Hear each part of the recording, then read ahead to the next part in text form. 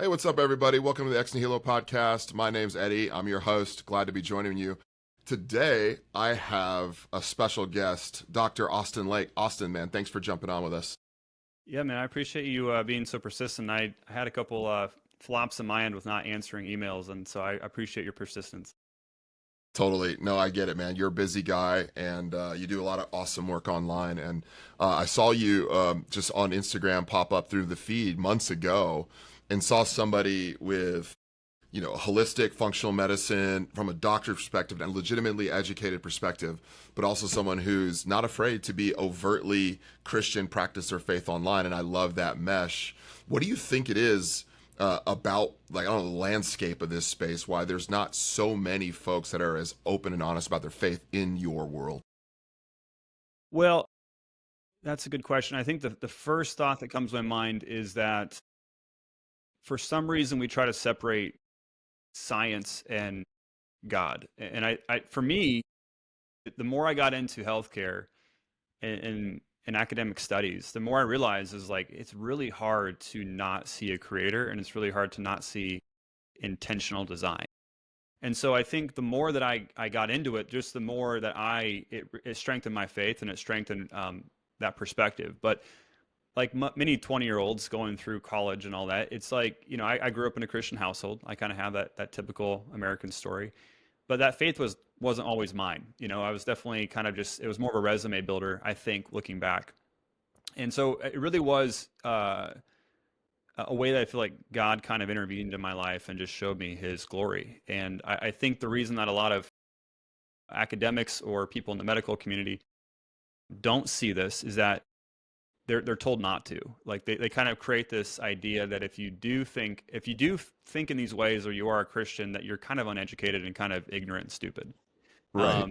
And so like there's this whole idea, and there's a lot of closet Christians in the medical community that I've found that they want to say things. And for me, what I kind of the conclusion that I came to, because I wasn't always this way either. Like it wasn't until I started my own business in 2018 that I was like, okay, I can say what I want to say now. But I was still pretty reserved on that, because it was like, I don't want to lose my income. I don't want to be, losing clients or whatever, just on the off chance that like maybe they wouldn't agree with me. And so as time kind of went on in 2020, as soon as all that happened, to me, it smelled fishy right off the bat. And so I kind of went into that whole thing just like, this doesn't feel right, and this isn't what we should be doing or is typical. Why is it done now? But the conviction, again, getting back to kind of why I became more outspoken about it, was just that I felt a huge conviction from God that, I kept saying, like, somebody should do something about this stuff. Like somebody should say something. And I just felt this conviction, like, well, why don't you say something? Like, if you have something to say it. And I was like, okay. And so I just like prayed one night. I remember very vividly, I was driving home. I was living in Colorado on the Front Range at this time, and I was kind of a little bit high, and so I could kind of see the city of where my practice was. And I just kind of like put my hands out and just started praying. I was like, God, just like, if you are who you say you are, and like, if this is what you want me to do, like you gotta show up. Cause like, I don't have it in me to do it. And so like, just create an overflow of people, bring an overflow of people to me that I can share this with.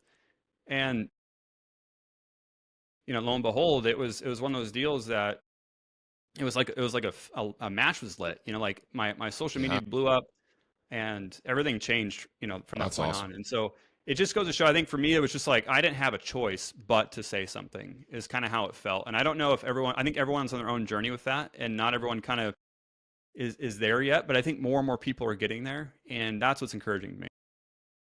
Yeah, I think your story is similar for a lot of people in any business, right? Like, or maybe they're someone working in tech, or working in healthcare, they're working in education. There's a sense in which, man, if I'm honest and open with my faith, like, I'm going to be rejected. People are going to shut me down, and that could happen, right? I mean, it happens in politics, it happens in sports, it happens all the time. But it seems like for you, working as you're working, the sort of the opposites happen. You've started a blow up. All of a sudden, social media started engagement. That speaks to the fact, like you said, there's a lot of people that actually are believing these things, thinking these things, feeling these things, and you're speaking to people, the voiceless, so to speak, that then haven't had the voice and the platform to be able to share what they share, particularly in regards to healthcare, nutrition, diet, getting healthy. Yeah, and I think people are hungry for it, right? I think the harvest was ripe, and I think That's good. if it weren't for COVID, I don't think we would. I mean, I can speak to this confidently because I was starting my business before then, and there wasn't this desire, like there wasn't this hunger or desperation for truth. Like everyone was pretty content living in their little utopia. But I think after things got disrupted and people started losing not only like jobs or whatever else, like losing quality of life or losing life itself, seeing people they love losing their life, it really starts to wake you up and be like, okay, what is going on here? So I think I think there is this increased desire, and I think that's why we're seeing such an influx. But there's also just a huge need. Like nearly 3 out of 4 U.S. adults are overweight.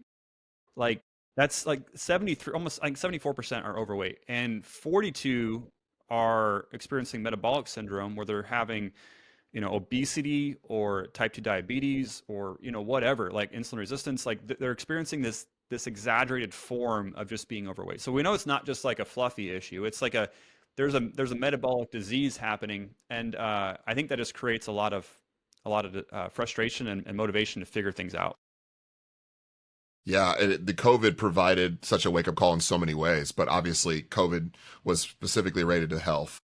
Then you give people who have been chronically distracted on their devices, busy, whatever, basically a bunch of margin to assess their worldview and life, and then they've got sort of a legitimate issue, a pandemic that's creating an existential crisis and bringing them to grips with their morality.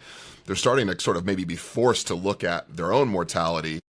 I said morality, their own mortality, and couple that with their like existential spiritual crisis they're having, and all of a sudden, someone like you becomes like pretty relevant to their lives, right? Mm-hmm. Yeah, and I think again, there are a couple of hot takes that I think people are just like, hey, that's kind of what I've been thinking. I'm gonna see what he has to say, but yeah, and again, I like to really attribute it all to just the fact that God is sovereign, and he's advancing his kingdom, in my opinion, and biblically speaking, I think that's true. And so Definitely.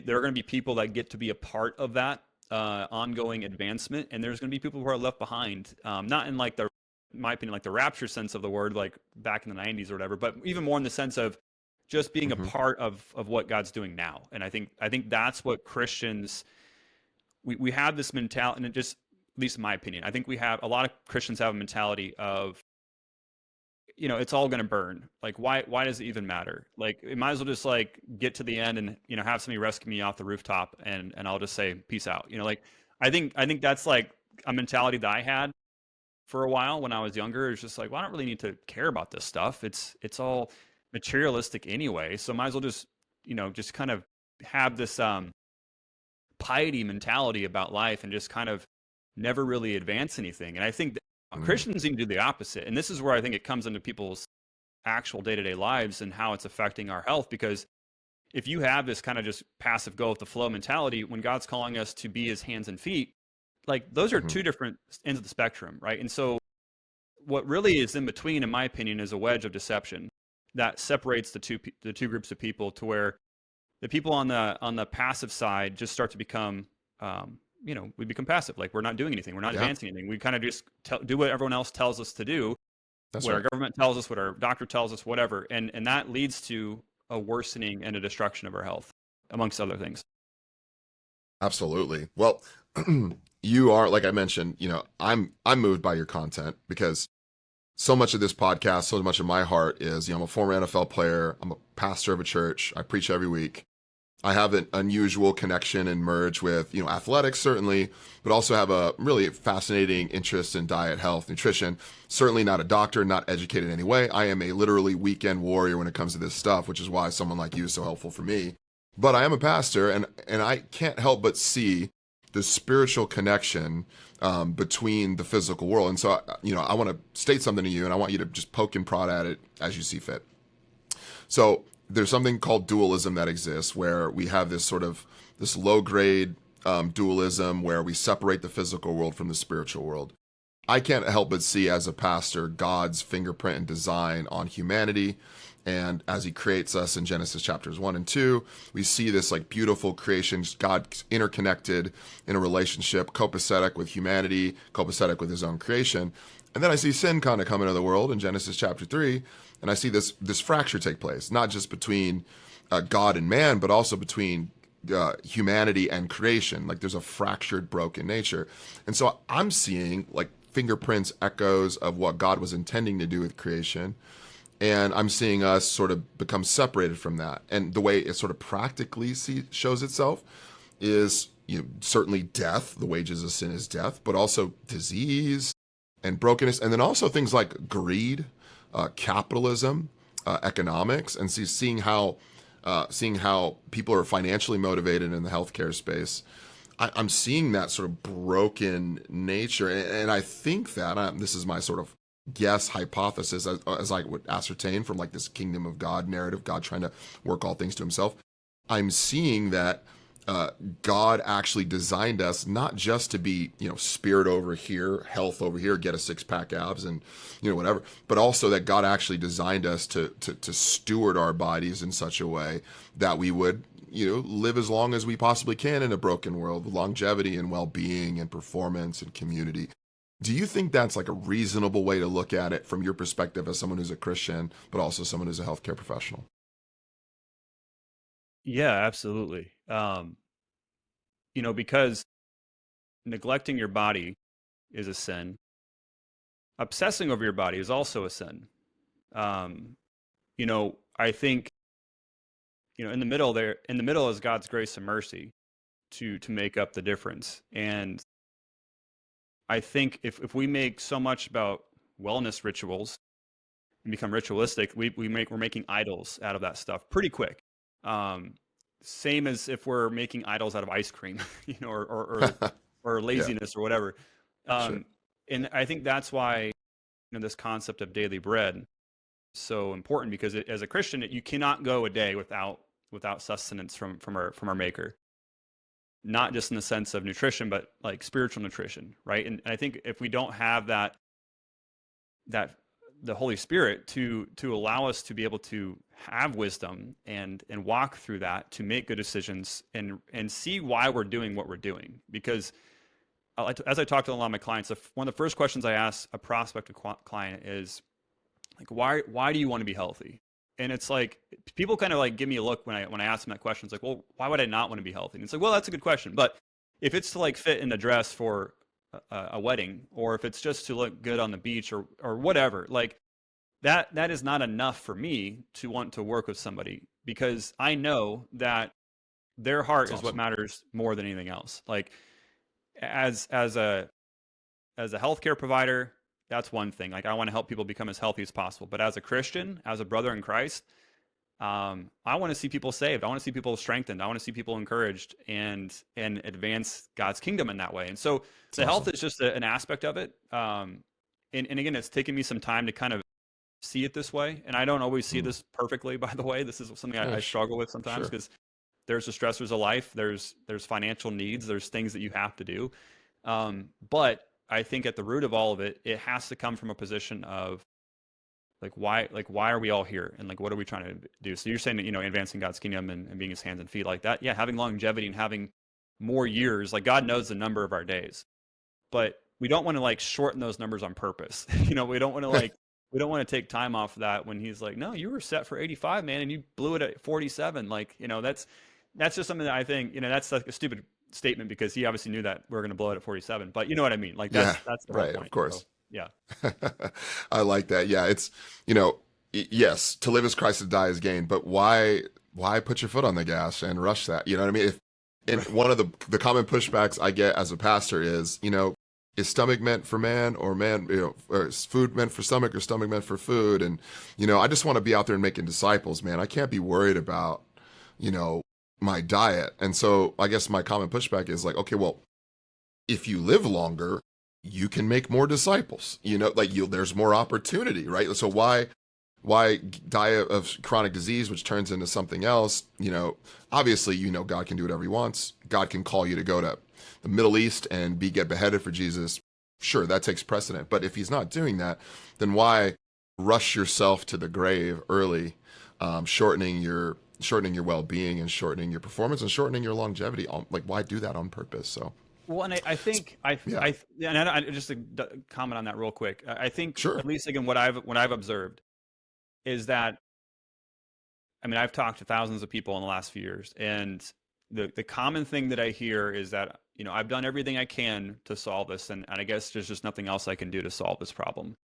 And what I start to notice when we start digging into their life, there's several things they haven't done. Like, they're not eating as clean as they say. They're not prioritizing their sleep. They're not taking basic supplements. They're not even drinking water. Like they're missing all these foundational things. But like there's this little. This is where I think our medical system really plays into this seed of doubt that I think Mhm. is there on purpose from Satan to disrupt the kingdom as much as he is trying to. And that seed is just like the seed the seed of doubt is just like with Adam and Eve. It's just the question of like, well, is that really going to do anything? Is you sure it's not just your genetics, or it's just the environment, or it's just whatever? And it kind of creates enough there to where we're just like, yeah, I'm just going to do what's convenient and what I want and what feels good. And I think if we don't have enough of a real conversation about like, hey, 70% of your disease that you're experiencing is because of your behavior, meaning your lifestyle. So those are things that are within your control, especially as a Christian who is given the gift of the Holy Spirit to have wisdom, to have patience, to have self-control, to be disciplined. Like, that's where I push on Christians more than anybody else, because I'm like, we have a superpower within our grasp all the time, and we're not using it. Like, That's good. why? So that's what really motivates me to talk to I people. love, I love that. I love that. And there is I do want to get your opinion kind of as we go here. This idea of the healthcare system, big pharma, maybe big agriculture, all these big corporations, and sort of how those all commingle together. And maybe some of that will just kind of come out in the answers. But I do want to ask you about this article in Time magazine that I saw. That I think it kind of went viral in so many different circles. But it was this article that was originally titled, "What if ultra processed foods aren't as bad as you think?" I think since then it's been retitled to something more palatable, because I think there was a lot of pushback. But it sort of poses this question towards the middle of the article: what if ultra processed foods what if they don't deserve as bad of a reputation as they've been given? And I think what they're alluding to is this idea that there's people like yourself, people that are in the functional medicine world, that are starting to say, hey man, these things aren't as bad as you think. But we know, like, a lot of these studies get funded by some of these larger companies coming from big pharma, big agriculture, and some of the big medical care system. Mm-hmm. You know, I just got to pose, what do you think about the government, or maybe even some of these larger companies, sort of pushing the benefits of these processed foods? And have we made them? Is it true that we've made them look worse than they actually are? Well, there's always going to be charlatans on either side of the aisle, and I think we have to acknowledge that. And a lot of people that I follow, a lot of people who I know are probably being funded by big food and big whatever, and they're usually, and this is just my observation, they're usually PhDs in nutritional science or dietitians. So those are typically going to be more conventional perspectives on nutrition and really science in general. And so Hmm. you have to kind of know like where they're coming from and what their top down source of information is. And it really gets back to the early 1900s, around 1910, with the Flexner Report, which was funded by John D. Rockefeller and Andrew Carnegie. And Rockefeller owned about 90% of petroleum at the time. And so he was a mega oil guy. Once they figured out that they could synthesize vitamins and put them in a capsule, and they could do this stuff, they're like, oh, we can actually synthesize these other chemicals and create pharmaceuticals, pharmakia, which is its whole conversation. But Yeah. we can profit off of the petroleum that we make and that we are harvesting, and then use it for pharmaceuticals. And so instead of going down this natural route, because at the time in the early or late 1800s, early 1900s, the United States was very much holistic in terms of our healthcare. Doctors would come to the house. We were using a lot of herbs and more Native American type stuff, and it seemed to be going okay, But in comes this whole new agenda with the Flexner Report, which the agenda with that was trying to push this idea of standardizing the American medical system. Basically the American Medical Association was already established, but that was kind of brought into the whole conversation. And so they went through and said, hey, we need more standardization, which isn't a bad thing. I'm not saying it's a bad thing. But Sure. with that, because of where the source of the information was coming from, the agenda that was coming from the top down was, hey, pharmaceuticals, pharmaceuticals, pharmaceuticals. And so they started funding, John D. Hopkins, Harvard, a lot of these big medical schools. And that's been going on ever since. And so we've been dealing with the side effects of this since then. So over 100 years, we've been dealing with this idea that, hey, if you're a doctor, medical doctor, whatever, if you're the top of your field, you have to earn that right, which is a good thing. Like, you do need to work your way up, and you do need to prove that you are who you say you are. But a lot of the medical schools, or just schools in general, and when you're dealing with the doctorate program, it creates almost this like authoritarian kind of perspective of like, hey, you do this is your lane, you have to become an expert in this, it's going to take you 12 years, you can't talk on any other topic or subject, like you have to go down this road, and you have to like pay your dues. And again, there's good reason for that. Like, it keeps people safe. If you're going to have a surgeon that's a brain surgeon, you want them to do that. But it kind of creates this issue in terms of like, hey, what about like basic nutritional sciences for somebody that's somebody that's a doctor? Well, they don't get it. They're not getting that foundational understanding. Or what about how can we connect these systems and see somebody as a whole person, and see why we may be having symptoms from here causing symptoms over here. And there's just not that idea. So it creates a lot of red tape that people have to walk through in order to solve problems, and you have to refer out, and people know the drill. And so it creates this whole issue to where it's just like the top is feeding all this, in my opinion. It's feeding it from the top, and that's where people are getting they're going to their experts, trusting them, and the experts are like, hey, I'm only an expert in this little thing, I don't know about the rest of it. And like, I think that creates some long-term problems that we're experiencing. So you've got these doctors, these healthcare practitioners that are incredibly niche down. They've got their little specialization, but there is some deeper connection across the body, as I understand it. They all sort of work together. But you've got these, so going back to this John D. Rockefeller, Carnegie, they're sort of narrowing down in these like specific areas. One of the things I saw that was really curious to me that's related to this was like last year there was like I don't know if it was like a 6 or 8 week window where I started seeing all of these influencers that were, nurses, doctors, not functional medicine doctors, but like standard doctors that started pumping. I don't know if you saw this, started pumping these studies about how Coca-Cola, aspartame, it wasn't as bad for you as everyone was saying. And like, there was like a blitz of all of these different influencers, all sort of separately starting to say, hey, it's not as bad. You should drink Diet Coke. Diet Coke's fine. Diet Pepsi's fine. Diet Mountain Dew's fine. And I hadn't seen a lot of that, but all of a sudden, out of like an 8 week, out of like an 8 week period, there was like dozens and dozens. And I was like, what's going on? And you kind of click around a little bit and you see that the studies they're talking about were funded by American Beverage Co., which owns Pepsi and all these companies. And it's like, well, certainly I want to believe the best in people, but I can't help but notice that these companies that sell products with aspartame are telling doctors, influencers, coaches, whoever, that these things are good, and they're getting paid for that.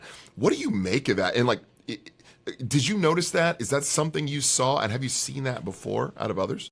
Yeah. So, I mean, I'll first say that there oftentimes, because there's very few original thought, or very limited original thought on social media. A lot of it is coming from a couple sources that people are then perpetuating, trying to claim as their own. And so there's that problem that always exists. But then I think there are campaigns that I've noticed that these companies or industries are running. And that has been pretty well documented with other influencers in the past. I mean, there was a time last year the same thing happened, and it came out to be true, and it wasn't conspiracy. And so like, we know that happens. And this is propaganda, 101. Like, this is kind of how, this is how this whole thing works. And so it's happening in every industry. It's happening in finances, it's happening in healthcare, whatever. And so we're always exposed to that. But I think the aspartame thing is, yeah, it's it's one of those things. It's just like, why are we fighting this battle? Like, why are we even spending time talking about this when we know that you can take any research study and you can manipulate, you know what out of it to get the result that you want, and you can withhold certain variables and values that you don't want in there, and make it look like it's going to, prove a point, whatever point you're trying to prove. And so I think we got to be Yeah. very careful. And this is where there's like this balance between science and art. Um, because I'm not in research, I'm not a scientist. Like I'm not out, like I work with clients. Like I have clients every day that I talk to. Like I've worked with a lot of them, and I've seen what works and what doesn't work. You can tell me whatever you want in terms of what the research study says, and sometimes if it's a good enough study that's been proven, like I'll be like, yeah, like that seems legit and it's been tested and proven over time, good deal. Mhm. But like the stuff that I know is true, that's where I like to hang out. That's the stuff I like to prioritize. And more times than not, you don't have to tell somebody that a Diet Coke is bad. Like we know it's not good. We know it's not water. Our taste buds adapt to it in a negative way. Mhm. And once you stop drinking it for a while and you try it again, you're not going to enjoy it. And so you kind of get used to it over time because it's an addiction. And so I think like any addiction we're dealing with, there's going to be that, again, there's going to be a little small voice that's saying like, no, this is good. And don't really trust that because there's enough information out there that creates this disinformation, that creates enough confusion to where there's more deception. And I think if we can kind of understand what we're up against and realize who our enemy is, it's not left or right side of the aisle, or it's not even big pharma or, the farmer's market. Like it really is like, hey, like, what is happening to your life? Like, are you happy with the way you feel? Like, do you actually feel Mhm. good? Like, are you functioning at a high level the level that, God's called you to? And I think most people would be like, no, absolutely not. So then it's like, okay, then, well, what can we change? Like, what can we kind of Right. implement in your life that will help you one on one feel better? And I think the way I've always approached this with my clients is I want them to partake in this. I hate using the word grassroots, but it really is kind of a grassroots effort of like this grassroots effort to disrupt the system. Because me preaching at a senator or whatever, it isn't going to make any difference. But me telling a few thousand clients that like, hey, once you start feeling better, tell your friends, tell your family what you've done, start having these conversations with them, and then it'll start spreading like a ripple effect. And that's when they'll stop buying these foods, and that's when the grocery stores will stop selling them, and the producers will stop making them. And I think if we don't have that level of effort and approach, it really won't change, because we can't go and tell them like to stop making money. But like if we say, hey, you can make money in this way by selling us healthy food, and if you don't, we're not going to buy it. Like they'll probably start doing it. That's just my opinion. Yeah. So instead of trying to change the politicians, the CEOs, the researchers that are funded by these mega corporations, let's do it the opposite way. Let's educate the individual, the person, the client, the person to say, how can you take charge of your own individual health, your own body, and get healthy yourself? Absolutely, and that's I what I love think at that. least. What do you think is, working with clients? What do you think is the most widely accepted idea, or maybe a couple of ideas about diet, nutrition that is actually harmful for you? Like things, common knowledge. Like there's a saying, much of common knowledge is really merely a reflection of social bias. Things like, tap water is good for you, or, saturated fat is evil. What are some of Yeah, those things you've heard? I mean, I've heard them all. I think. I'm sure. Let me think. Um, I think. Oh man, I think the biggest thing. I'll just kind of tell you, like, the biggest levers of success that I've seen with my clients that they haven't started pulling yet would be, the reason that GMOs are such a big deal is that that crop has been genetically modified, obviously, Mhm. so that they can spray glyphosate or Roundup on that product so that they can kill the weed and not kill the crop they're trying to grow. Right. By doing that, it's changing the structure of what we're consuming, right? And so we're getting deficient more and more every year because we're not getting it from our soil, we're not getting it from the actual crop itself. Then the Interesting. animals aren't eating it, and then they're not getting it either, and so we're missing out on that too. I think the one thing that I can get people to understand is that if you can just cut out that kind of stuff, like the GMO, the things that are sprayed, the things that are altered. A lot of our gluten, for example, is not the same gluten that our even our parents were consuming, 20, 30 years ago. it's an altered protein, and so our bodies aren't used to that protein yet, like, and they shouldn't be, because it's not natural. And so when you're consuming that, it sounds the alarm for your immune system, like, hey, there's a problem here, let's go on and attack it. If you have it occasionally, not a huge deal. If you're eating it multiple times a week, that starts to create a defense to that type of protein or whatever you're ingesting, and that starts to create a chronic inflammatory cycle that can then start to cause like a cellular inflammatory problem, to where now your mitochondria is disrupted, your ability to produce energy is disrupted. You start relying more on stimulants, you start eating more junk, and you start needing more sleep or whatever. You move less, and all of a sudden we're back to that metabolic syndrome that I talked about before. So I think if somebody could just say, hey, me and my house, we're going to serve the Lord and eat real food. Like, and understanding like what that should be I just kind of picture that on a sign, but like, Yeah, you can I go ahead love and that. produce that if you want, but No, you get that. like, That's your T-shirt. You got we'll do it that. That's together. yours. Yeah. But anyway, so like, I think if you can start to encourage families, like, hey, do you know what real food is? Because the Takis aren't real food. You should know that. But like, what about an apple that's been sprayed, with whatever, whatever kind of chemical or whatever, or even it has that appeal label on it. Like, what about those kind of things that people aren't so familiar with? Because they're like, well, I'm eating an apple. I'm like, yeah, that's great. But Yeah. it's still, you're eating something that is highly absorbent and will get all these chemicals inside of it. And so cutting out those kind of things is a really easy, I shouldn't say easy, it's a really simple step to understand, and just starting to do your homework on what am I up against? What is my family up against? And this is where I feel like, Yeah. as fathers, or leads of the household, this is where husbands, and again, this is, I see it all the time. This is where husbands suck. Like, we are not good at saying like, hey, honey, how can I support you with giving you a better food budget? How can I support you with shopping for these things, or understanding what we're putting in our bodies, or what kind of, like, how can we create a better meal plan? And instead we're just like, yeah, you take care of the health stuff. I'll make the money, and then, do whatever on the weekends. Like that, I think as heads of the household, that is one of the greatest failings I've seen, that is having the biggest trickle down effect on the wife, and then on the kids, and then probably the generations after that. And so I think for guys listening to this podcast, get involved in the health of your family, not just spiritual, but also physical and emotional. And if you have to sacrifice a little bit on the golf budget or whatever, beer budget, whatever, like, give it to your kids and your wife so they can eat real food. And I hear all the time, like, well, healthy food's expensive. Again, when you cut out going to restaurants and you start buying real food and you're preparing your meals, right. planning ahead, you will become more optimized and you will save money in the end. It may not feel like it up front, but as you get more efficient with it and you start to figure out what meals you kind of like to eat and what makes sense for you guys, it really does become better and better. And it's not a money thing. You can get healthy food for about the same, if not less, if you kind of run it over the course of the long haul. But that would be one of my bigger encouragements. That's I'm not sure what your original great. question was, honestly. No, that speaks right to it, because you mentioned GMOs. I asked, about some of the Right. sort of common knowledge, these points, these little nuggets, but say, oh, this is good for you, this is fine, this is good, and you're saying, hey, like, listen, you can't just walk into the grocery store and get an apple that you expect to be healthy, but it's sprayed with glyphosate. If you notice the difference between like an organic apple versus like a sort of a lab made apple, one, they kind of taste bland. They also kind of look like a fake apple from like Michael's, like arts and crafts, like shiny, and they're perfect, but they're like styrofoam inside. You know what I'm talking about? It's true. And so Yeah. you see the difference of the apple, but if the soil is devoid of nutrient and the fruit is devoid of nutrient and it's been sprayed with all this stuff, I just can't help but wonder what that might be doing to your body when you're expecting to get certain amounts of nutrients, but instead Well, you're getting a bunch of glyphosate.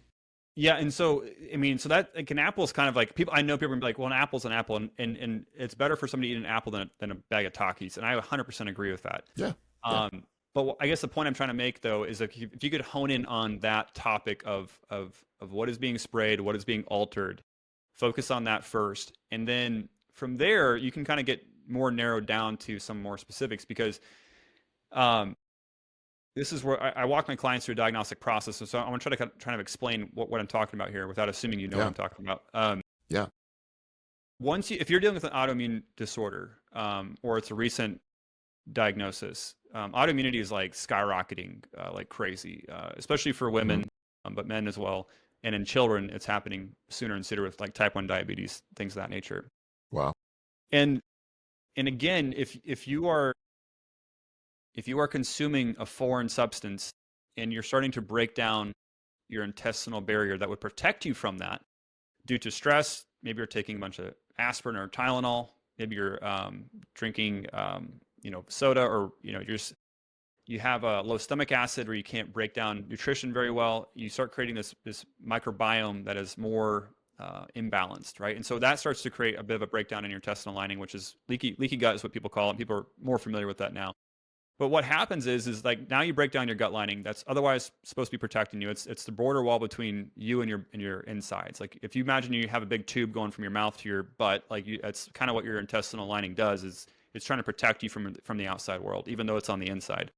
And so when you understand that, when you start seeing perforations in that, you start to absorb things that you wouldn't otherwise be absorbing. So it's kind of the perfect setup or storm of like, let's break down the intestinal lining with all these different substances, with antibiotics, with different medications, whatever. And then we're going to start feeding them food that then will get into the bloodstream, trigger an immune system response, start attacking healthy tissue. And chronic inflammation is where I primarily focus on whenever we're trying to get initial results of getting people out of the gutter. Because if you are dealing with chronic inflammation, especially for women, you don't detox well, you circulate hormones, you don't feel energized. Like I said, you tend to be on the couch more, you don't move as much. And it really creates this very vicious cycle that just sometimes as quickly as it happened, your body can quickly get out of it as well. It's just that you have to kind of know the levers that you can pull. You have to have a conviction that it will actually do something for you and that you'll start seeing it work. And that's why I've just been so blown away by the human body sometimes. Because like really within like the first 3 weeks of working with somebody and saying, hey, like this is where we're starting, this is where we're going, this is how we're going to get there. Within 3 weeks, I've seen people like completely rebound, and in such a short period of time, to like where they were like, hey, I can barely get out of bed in the morning. I can't even walk with my family. I can't do the dishes. I'm in pain all the time.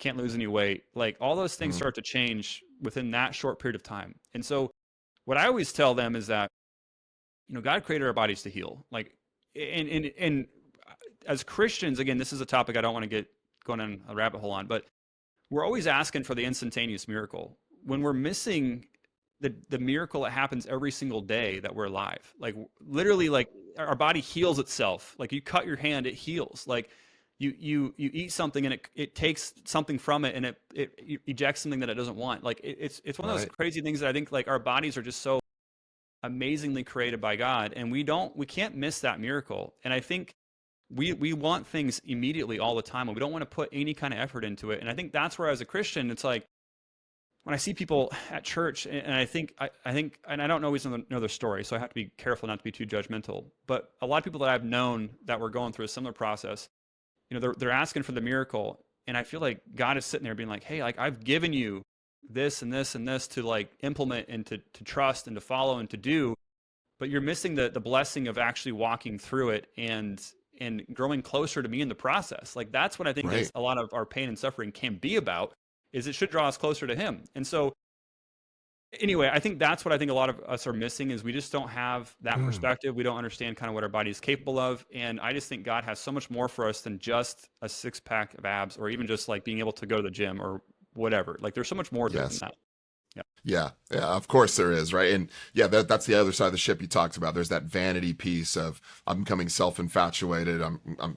It's idolatrous. Like I really want myself to look good for the sake of looking good, and that's like the only reason. And I'm just consumed with what I look like. But there's this other side of it, and I love how you called out, the heads of household. Hey, fathers, you've got children, you've got a wife. Make sure you are, you read Ephesians 5, say, husbands, love your wives as Christ loved the church. Well, the love is not just financial provision. It's not even just communication. There's also this element of the physical protection. There's this element of stewardship of the body, of the diet. Like how are we looking at ourselves from the holistic perspective? It struck me just personally, like my son, he's got all sorts of these different allergies. He's, sneezing left and right. He's got seasonal allergies. He's got flare-ups. You're starting to kind of see these elements of chronic inflammation. It's like, okay, like part of my responsibility as a father isn't just to go, all right, well, let's just eat the Costco pizza and like, when you go to school, just eat the government's food that they give you. But instead, it's like, okay, how do we start to trial and error, get you the right specialist, see what works for you and your body, so we can clear some of this up. That's my responsibility as a father Right. too. Right. Yeah, and this is, a couple of years ago, I was in that same boat as you, and this is after I'd already been in this line of work for a while, and I was failing, I think, in my opinion, looking back as a father and doing a better job leading my clients than I was leading my own family, and still struggle with that if I'm being completely upfront. Yeah, same. Yeah, But what we realized is, yeah, my son was going through similar stuff, and then my daughter started having issues, and I was just like, God, like I know what's going on here. Like I know it's because we're feeding them poorly, all those things. And so the whole point of it was just that we got to take that and not be discouraged, but be encouraged to actually do something. And the nice thing is there's a plethora of information out there. It's just, I think if you can start finding the people that you feel like are in your corner, aligned with what you're trying to accomplish, there's a bunch of people out there that want to help people, and can do it. It's just going to come down to making sure that, at least in my opinion, when you get into holistic health, you got to be careful not to get into this whole, um, like like good vibes, energy, kind of, what's what I'm drawing a blank on the actual term of what I'm thinking about here with holistic health, but it's like this, it's like the wrong focus. It's do you know what I'm talking about as far as the actual yeah. term? Yeah, I can't think of the actual term.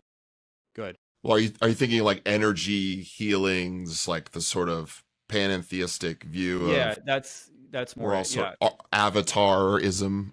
Yes, Yeah, exactly. Like, we're all God, God's the universe, like all that kind of stuff. And like I think yeah, you got to be careful there with a lot of us holistic people, because we can go down the wrong avenue pretty quick. And if it doesn't point you back to Jesus, like what good is it, spiritually speaking, and that's the good. big picture. And I think that is something that, yeah, God is really just trying to lay in my heart, because I haven't done it enough in the past either.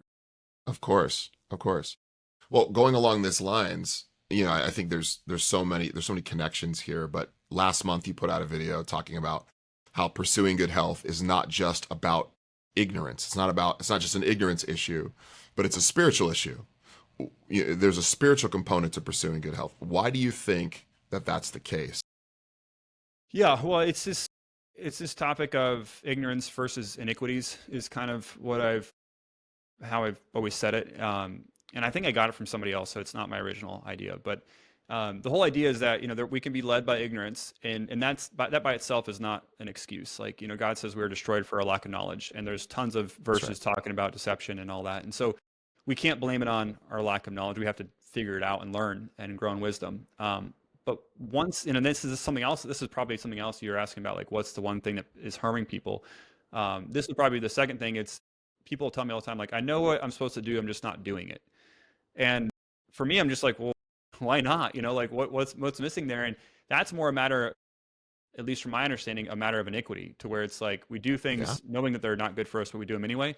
And that's where I think, again, as Christians, you need a community, you need people around you calling you out. You need to have be in the Word. You need to be asking for wisdom, because there's a self-destruction, self-sabotage I think we're all exposed to, that if we don't kind of know our enemy, know what we're up against, it creeps in, it becomes a normalcy, it becomes just part of the standard of living around us. And the standard, at least in my opinion, of the world is pretty terrible. Like, it's a pretty low standard. People are always asking me, like, how they can kind of get back to living like the rest of the people they know. And like, I don't think that's the goal. Like, I think the goal is to figure out what is your standard for your family. And it doesn't need to be my standard. It could be somebody else's standard, but you need to figure out what is the standard for you in your house, and hold each other accountable to that. And I think, again, once you start seeing the fruit of it, it becomes easier. Give it a couple of yeah. years, and it's no big deal. Initially, it'll be hard making changes, but stop comparing yourself to that, because those iniquities are really what I think destroys on more of a spiritual, deeper level. I love that. I love that idea. Yeah, it really isn't just an ignorance. I mean, Paul talks about it, that which I know I'm supposed to do, I don't do, and the things I do, I know I shouldn't be doing. Right? There's that Exactly. spiritual element to this as well. It's not just, yeah, the people perish for a lack of knowledge. Like, it's not that I just don't know the things. It's that like there's something about this that's really difficult. It's hard. It's the mind, body, and the spirit sort of all sort of resisting against that which God has designed me to pursue, to be in good health, to be in good community with people.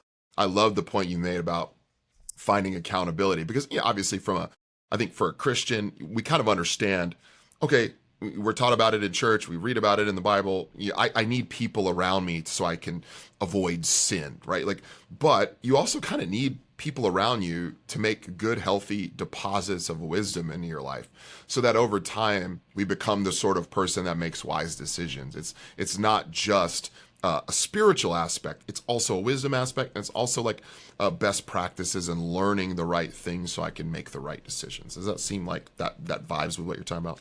Yeah, totally. I mean, I think, yeah, isolation is paganism. Yes. Like Yeah.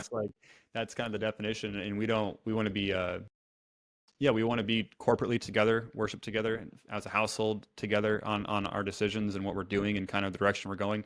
My wife and I, about 5 years ago when our life really changed, we had a really hard like really, really difficult situation in our marriage. And it was a failing of me primarily and a failing of my wife as well. And God brought so much fruit and life out of that. But That's awesome. it was only after that happened, it got us asking the question, like, well, what are we really doing here? Like, what are we trying to accomplish? Like, obviously we have kids, we're about to have our fourth kid. At that time we had two. And we're just like, Awesome. what is the objective of the Lake family? Like, what are we trying to execute here? And that was kind of the first time we asked that question. And it was by asking that again in prayer through wisdom and asking for wisdom to answer it well, was like, okay, well, this is where we want to be. We want to raise godly children. We want them to advance His kingdom.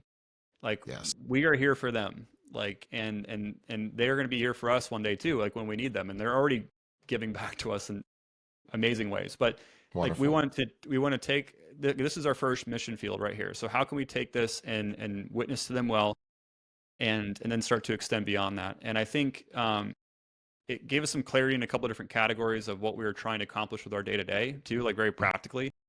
I wanted to not miss out on my kids growing up. Like I didn't want to just be working all the time to where I couldn't enjoy them, but I also want to be providing for them well enough to where they could have the life that God wanted them to have, and that we could be a blessing to other people, and we could be fruitful and all that kind of stuff. And so Yeah. we started asking those questions, and what it led to was kind of the life we have now. And it happened so fast. Like, it was amazing. It happened in probably 2 years after that question. Like, everything that we had prayed about and thought we wanted, like it came true, and even better than we thought, honestly. And so now I think the thing that I've realized is that, we receive not because we ask not. Like, there are things I don't even know what to ask Yes. for. And I think for me, where I always start with this is and I may be wrong in this, you meant to clarify from a biblical theology perspective, but I always ask, like, God, like, expose my idols, because like I don't know what to pray for. Like, I don't even know like if what I'm praying for is good.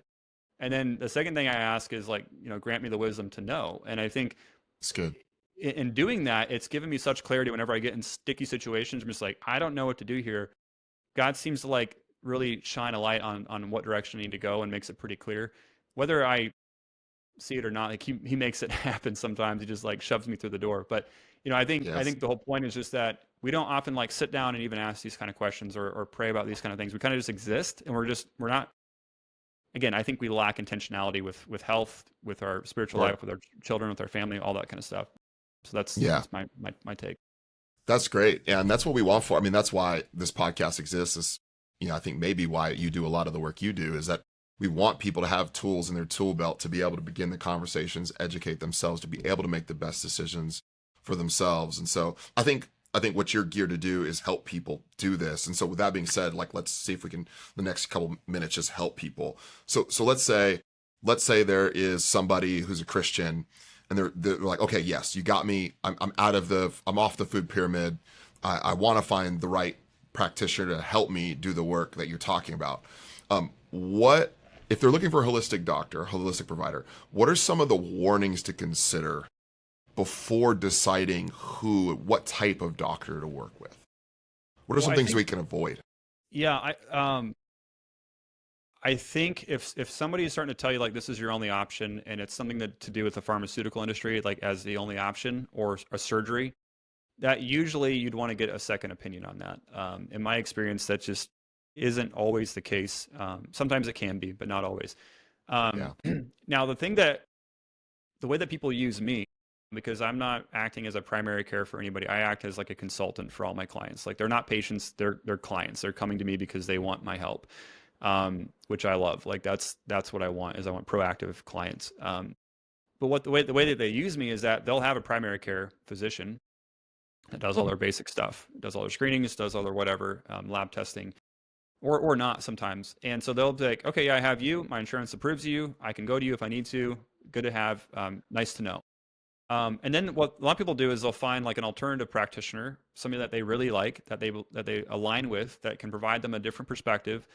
And if you can't get labs from that provider, if they're not able to order them or they're outside of state, like I am, like I have clients, all around the world, like I'm not going through insurance. Like they get labs in their local region. And That's in the good. United States, you can order your own labs, like except for a couple of different states, like you can order your own lab panel. They might be a little bit, they actually probably are going to be cheaper because you're not going through insurance if you're paying cash. And so Mm, you have to kind of like prioritize what matters. But the problem is most people don't know how to read them. And so you're not really yeah. not sure what you're looking at. You can always take them to your doctor, again, see what they say. Or if you have somebody else that you're working with, a consultant, health coach, whatever, you can ask them too and just see what their opinion is. And again, you have to be smart with it because if you have a true Right. disease, you don't want to just go and miss the disease. But Yeah. for more times than not, if you're going to your doctor and they're like, "Oh yeah, you look fine," okay, I look fine according to this guy's perspective on my labs. Apparently, I don't have any raging diseases in my body. Great, there's no Hmm. cancer. So now what? Now what do I do to actually implement a strategy to fix these problems? So there's a lot of different options like that. That's one way to kind of consider it, maybe as an Hmm. option. That's at least how my clients typically use me. That's wonderful. Yeah. So you're saying, hey, listen, you maybe have a doctor that works, you get some labs done. Hey, great, you're not dying. Like they might give you these like really wide ranges, but you're like, okay, I'm not dying, but I want to get optimal. Like I want to perform at the best level possible. Then I can go to somebody that's sort of someone in your field. They can say, hey, help me interpret some of these other numbers because they've declared I don't have a lymphoma or something, but I do want to get better and I'm not feeling optimal. And the best option for me is like, hey, take Prilosec and maybe jump. I don't want to do any of that. Like maybe you can help me. So you're saying that maybe that's the way you pursue helping, getting some sort of supplemental holistic practitioner that can help you in that respect. Yeah, and again, if they're functional medicine based, and they're even if they're naturopathy or whatever, like there's a lot of different options out there. I think the biggest thing is just that they need to help you implement the plan. Um, Yes. it's not just about information. You have to have somebody help you implement That's the good. right information for you. And so that's where I've kind of made my shift the last 4 years of like, hey, I'm not just going to do a bunch of labs and then send you on your way and we'll talk in 3 months. Like that is nothing for you. But if you're like, hey, what do I eat? What does my family eat? What time do I eat it? What supplement do I take? Why am I having this symptom? Like, why am I feeling fatigued after my doctor gave me Synthroid? Like, why am I still not Mm, losing weight after they put me on metformin or whatever? And it's like, yeah. okay, well, like now we have some problems. Like now we have some tangible things that we can be working on, and these are the strategies that I've seen to work. So like, let's follow these strategies, and this is the timeline you should be expecting some results. And people, when they know that, it's much like if you're I had this client one time, she's like, before I started working with you, I felt like I was treading water in the ocean and I couldn't see any land. And once I started working with you, I felt like you gave me like an island to swim towards. And like now I know when I'm putting my effort towards it, like I know where I'm going and I know that I'm going to get there and I know that I'm moving in the right direction. If you don't know what direction you're going and you're just treading water, you're not going to move there very fast. So you're going to be, if anything, Right. stalling out and losing steam because you don't have confidence. And so you have to kind of know what you're shooting for, what your goals are, and you need somebody to help you implement that. It would be my biggest advice. That is awesome. Well, Austin, I appreciate your time, man, but I do want to ask one quick thing. Someone here, they've made the decision, okay, I'm gonna go the route you just talked about, but I don't want to wait. Like, is there anything I can do right now that could help me begin my journey towards breaking free of like the matrix that is kind of like the standard American diet, the food pyramid, like the regular doctor route? Is there any universal thing, one or two things I can start right now to get healthy? Yeah, I think three supplements that are going to be pretty lame when you hear them, but probably the most powerful Okay. would be drink clean water. And when I mean clean, try to avoid the fluoride and all the other chemicals in your water. That's a whole other topic for a different day. Um, Sure. Go to bed at a consistent time each night. Like don't watch Netflix until 11:30 and then wonder why you're tired the next day. Um, Yes. because your circadian rhythm is what's dictating the release of those hormones that will allow Mm, you to have deep quality sleep, and also to control a lot of your insulin response and insulin sensitivity. So like how your blood sugar gets absorbed or not. that's Um, good. so that would be the second one, and then the last one is supplement J, which is joy. If you can find some joy in your life, Yes. again with community or your family or whatever, that rights a lot of wrongs. And I think a lot of people just don't have much joy because all the information around us is like doom and gloom, and it's just nonstop. And people are thinking the world's getting worse when the reality is, I think we're just getting more exposure to how bad things have always been. And I think Yes. people really need to understand that, like, when you look outside your door and you see grass and trees and kids laughing and playing in the park, like, find some joy in those little things because it's all around you. Like, don't miss it. It's right there. That is wonderful. I feel like this could have been a 5-hour podcast. You have so much, you're such a wealth of I don't information. know about that. I Um, tap out after a while. and you're humble too. You hear that? You're also humble. Like, this is fantastic. So, hey, Austin, where can people find out more about you and what you do? Yeah, and I appreciate you having me on again. I really do. I think you're doing a tremendous work, and I really do think that God has blessed the effort of your hands, and I'm excited to see how far you get to go with that. But it's really cool that That's you awesome. had me on here today. So I'm starting a new community. It's a biblical community for women who are having hormonal issues, chronic pain, chronic fatigue, or also just want to be a part of something that's a little bit bigger than themselves to try to advance God's kingdom. That's going to be starting here probably either at the end of this week or next week, but it's going to be called the Reclaim Community. I'll be talking about it on my social media, so you can definitely follow me on Instagram, Facebook, even TikTok a little bit. But you should be able to Google www.thereclaimprogram.com, and yeah, I'll have a link that I'll share with you, and you can share through. Yeah. I'm not totally sure what the link is yet, but yeah, Yeah. it's going to be a great community. It's going to be very affordable. I want to maintain quality and keep out scammers and bots and all that. But the whole Yes. point is that women can actually get tangible implementation of this information that I found to be very helpful and effective, and start to encourage each other to be accountable to help themselves and their families and the people they love. That is fantastic. I hope, and that, by the way, I'll include all the links from the articles we talked about, but also all the relevant links from your stuff, Instagram, all in the show notes of the podcast and on YouTube, so everyone will be able to find that. Dr. Austin Lake, Christian, father, husband, and doctor, man, thank you so much for jumping on with me today. Sure, appreciate it. Thanks, man.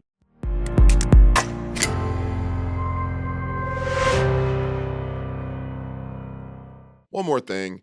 The statements in this video or audio have not been evaluated by the FDA, the U.S. Food and Drug Administration. Information provided here is not intended to diagnose, treat, cure, or prevent any disease. The information provided by this website and or by this podcast is not a substitute for a physician visit and should not be taken as medical advice of any sort or kind. This is a list of resources for further self-research and work with your personal physician if needed. By using any of this information, by watching, listening, or reading it, you are accepting responsibility for your own health and health decisions and expressly release this podcast, its participants, and its websites from any and all liability whatsoever, including that which might come from negligence. Also, don't smoke cigarettes, don't do drugs, stay in school, don't touch hot surfaces, and please wear your safety glasses when cutting wood.